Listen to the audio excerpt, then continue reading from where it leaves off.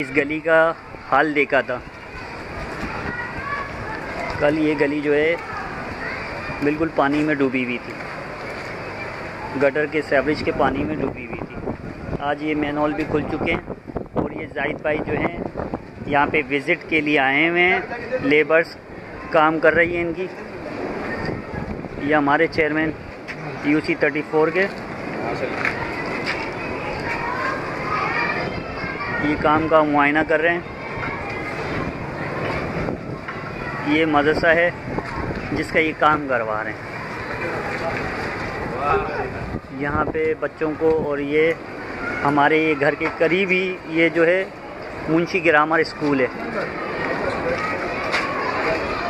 बच्चों को बड़ा प्रॉब्लम था।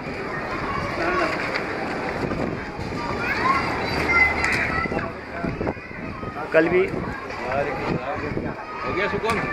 अभी वहाँ वो मैंने इनका तो देख किया है ना। ये तो हो गया यार जो घर के अंदर पानी कितने चलता है, जब तो 3 साल नहीं होगा रोकना भी पड़ता है ना, ऐसी बातें होती तो रोकना पड़ता है।